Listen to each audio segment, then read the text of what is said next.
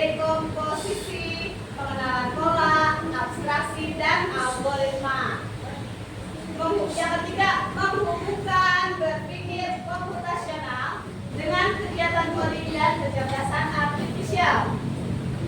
Yang keempat, membuat contoh sederhana penerapan berpikir komputasional. Ya, oke. Nah, sekarang Bunda mau tanya dulu, siapa yang suka bantu ibu masak mie instan di rumah? Ya, coba. Monika, maju.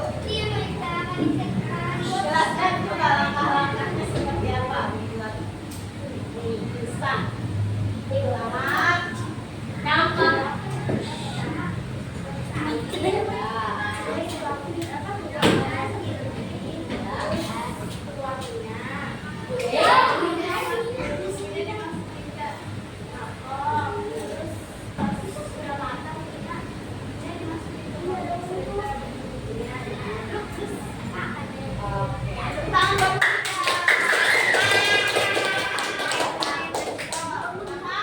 masak, rebus dulu airnya ya sampai mendidih. Kalau udah bubuk-bubuk mendidih, masukkan mie instannya. Sambil nunggu minyak matang, kamu buka bumbunya, masukkan, taruh ke dalam mangkok. Ya. Kalau sudah minyak sudah lembek, sekitar 3 menit, baru diangkat dari panci minyak ke mangkok.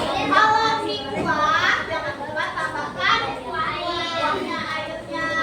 Nah, kalau mie goreng tidak usah, langsung diaduk-aduk saja minyak. Makan deh pakai nasi ya. Tapi yang pakai sama daun sawi ya.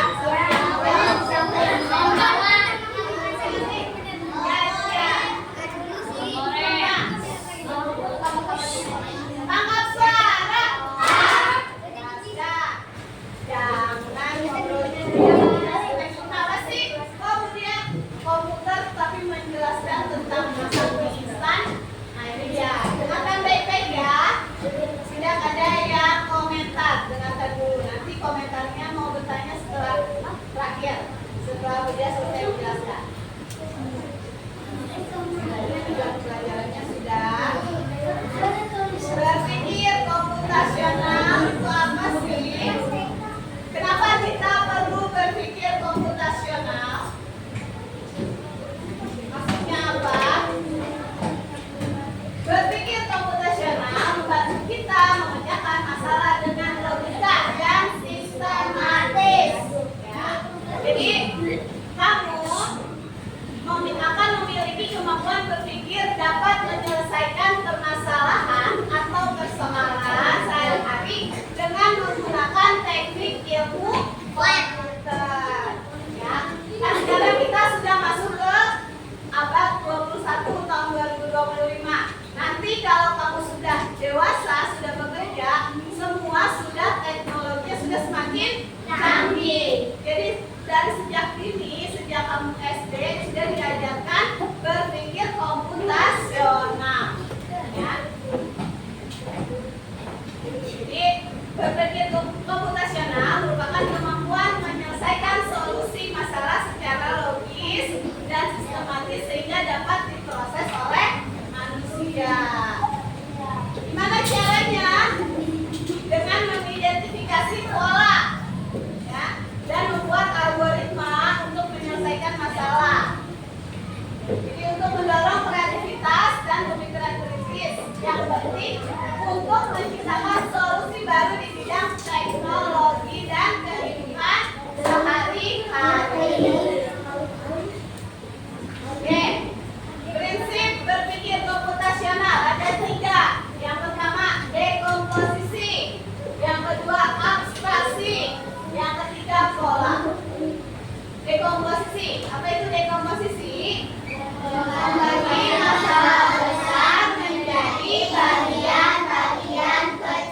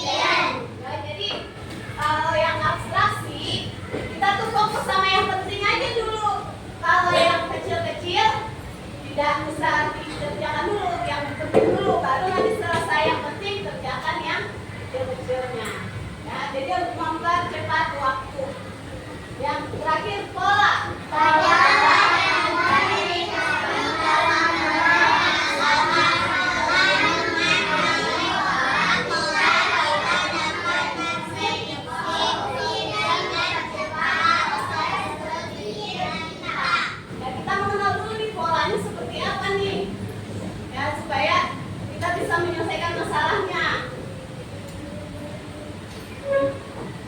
Nah, mengenal pola itu seperti apa? Ibu dia punya contohnya. Kalau di SD pembelajarannya masih mudah, jadi seperti ini, mengenal pola.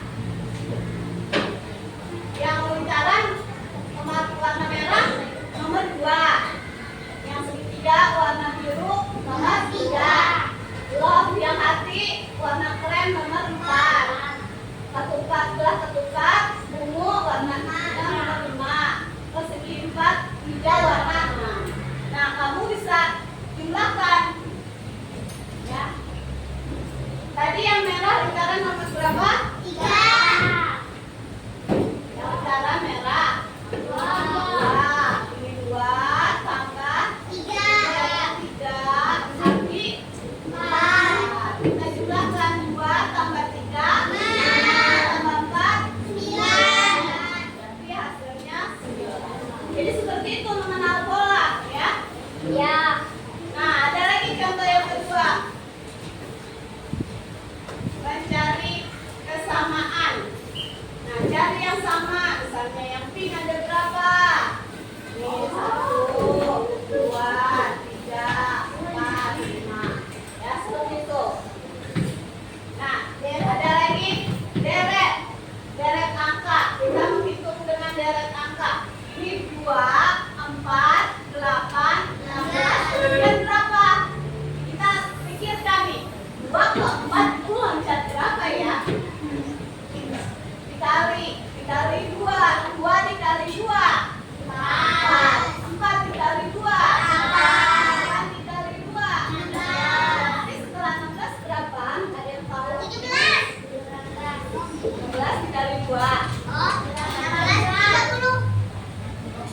16-nya ada 2 kali 16 tambah 16 betul 32. Setelah 32 hari 2 32 tambah 32 dan seterusnya. Jadi seperti itu ya. Kita jadi harus memahami polanya nih, seperti apa nih ya. Nah, ini tadi contohnya sudah tahu. Nah, sekarang algoritma. Apa itu algoritma? Algoritma adalah serangkaian langkah yang jelas untuk menyelesaikan masalah.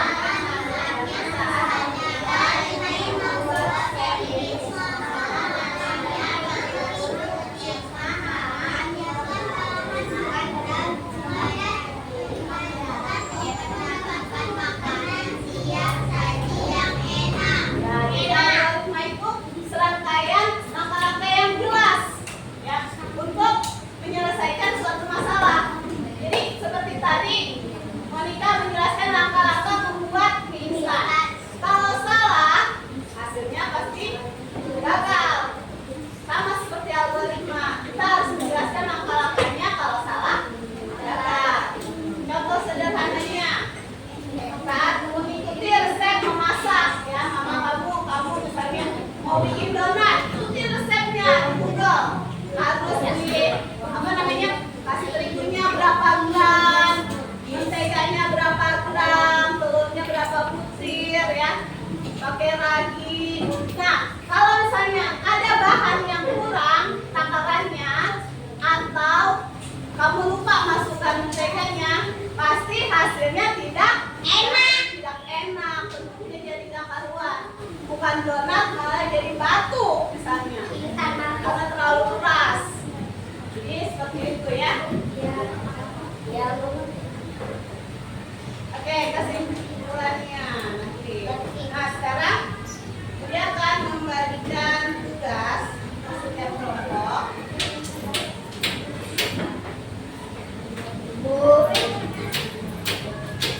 Kerjakan cara membuat jus mangga. Ini ada langkah-langkahnya tapi acak ya. Jadi kamu tinggal tuliskan angkanya urutannya. Yang pertama itu yang mana? Ke 8.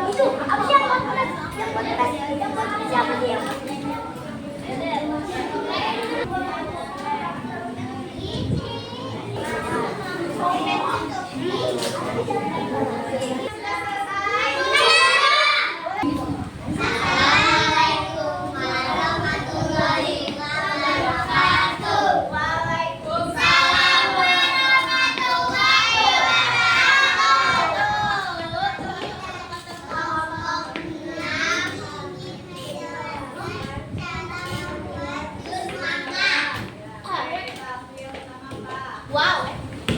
Maju mana? Kupas mangga dan potong-potong buahnya. Masukkan potongan mangga ke dalam blender. Tambahkan air matang dan gula pasir ke dalam blender. Blender semua bahan hingga halus dan tercampur rata. Tuangkan jus mangga ke dalam gelas dan siap dinikmati. Tambahkan es batu untuk membuat jus lebih segar. Sekarang kita jawab pertanyaannya. Menurutmu apa saja alat dan bahan yang dibutuhkan untuk Satu. mangga? Dua, mangga.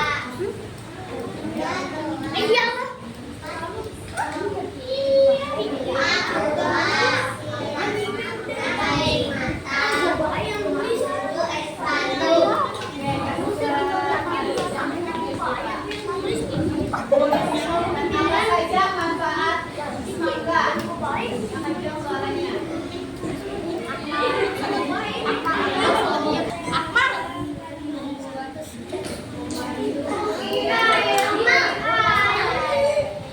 Ya, tepuk tangan buat kelompok 6.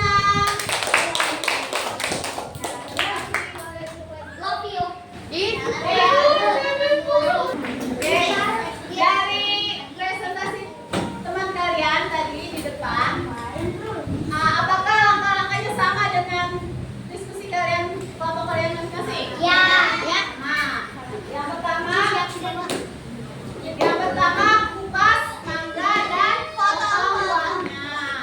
Lalu masukkan potongan mangga ke dalam blender.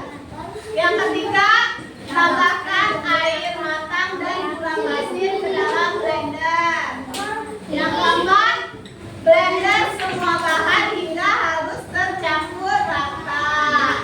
Nah, yang kelima dan keenam ini pasti ada yang beda.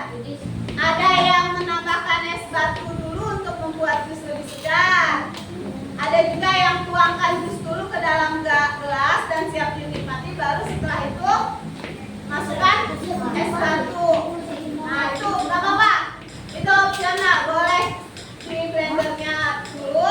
Kalau takut blendernya rusak karena ngejus es batu, nanti es batunya belakangan saja kalau sudah dituangkan ke gelas, boleh ya.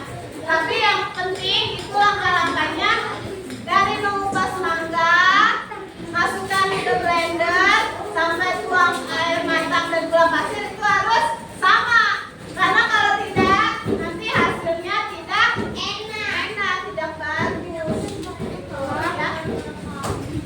Nah, jadi apa kesimpulannya? Ya.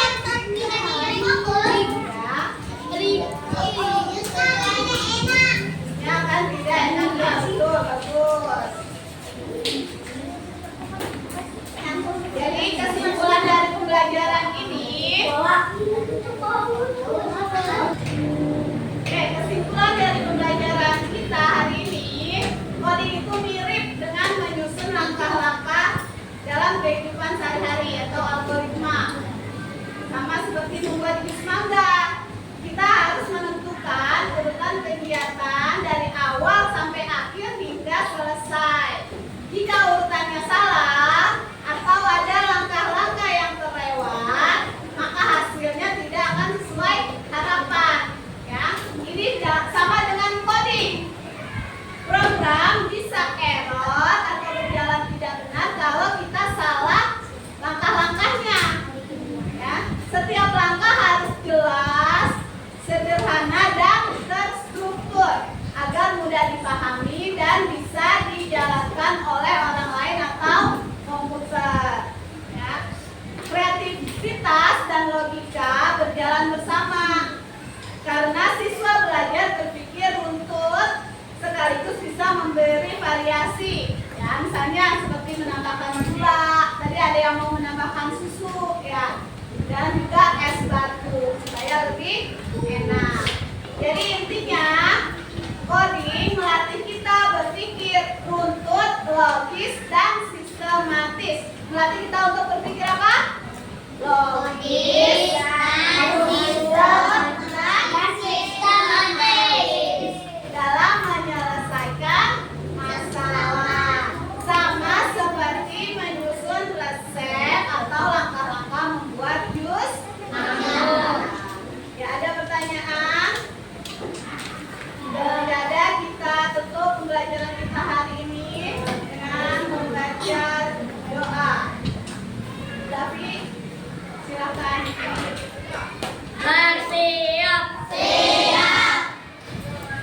Doa dimulai.